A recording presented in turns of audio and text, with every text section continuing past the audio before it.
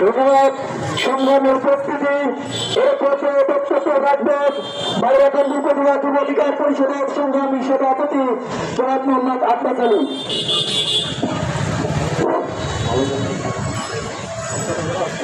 বিসমিল্লাহির রহমানির রহিম।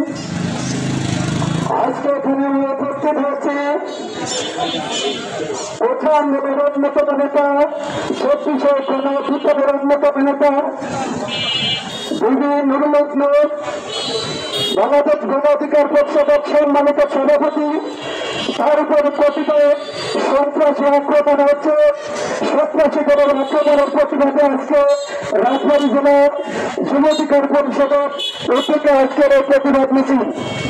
আমি বলতে চাই গণ অধিকার পরিষদ রাজপথ থেকে উঠে এসে একটি সংগঠন সদাচার আওয়ামী লীগের বিরুদ্ধে শপথ অত্যাচার নির্যাতন সহ্য করে সংগঠন উঠে এসেছে।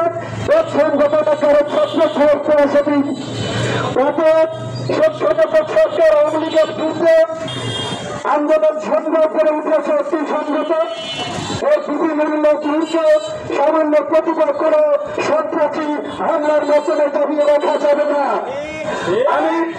আমরা রাজবাড়ী যুব অধিকার পরিষদ এবং গণ অধিকার পরিষদের অঙ্গ সংগঠনের সকল নেতৃবৃন্দ আজকে আমরা তাদের জানাতে চাই আর কোন রকম সন্ত্রাসী হামলা হলে এর তীব্র প্রতিবাদের ঘটনা হবে এবং এই সন্ত্রাসীদের কালো হাত আমরা বিষয় না।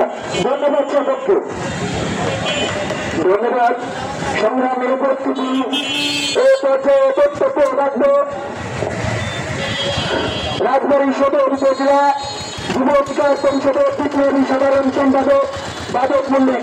বাদক মল্লিককে বক্তব্য রাখার জন্য অনুরোধ করছি।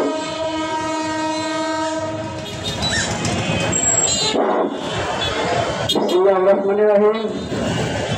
আজকে এই বিক্ষোভ সমাবেশে যারা উপস্থিত আছেন আমার গণ অধিকার পরিষদের সকল অঙ্গ সংগঠনের নেতৃবৃন্দ এবং সাংবাদিক ভাই বন্ধুরা এবং প্রশাসনের যে সকল ভাই বন্ধুরা উপস্থিত আছেন সবাইকে ধন্যবাদ জানাচ্ছি।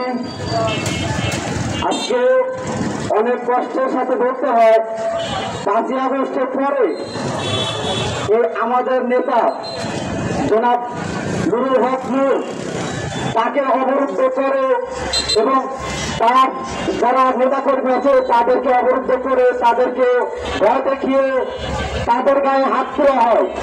এটা আমরা 5ই আগস্টের পরে কখনো আশা করিনি। কারণ আওয়ামী লীগের সময় একমাত্র আওয়ামী লীগ ছাড়া অন্য কোনো দলের কোনো নেতা বা কোনো আমলা কামলার কেউ সাহস পায়নি এই গণ অধিকার পরিষদের ডাকসুর বিপি সাবেক নুরুল হক নূর তার গায়ে আঘাত করা। আর এই 5ই আগস্টের পর এই তার নিজ উপজেলায় তার নিজ বাড়ি থেকে তাকে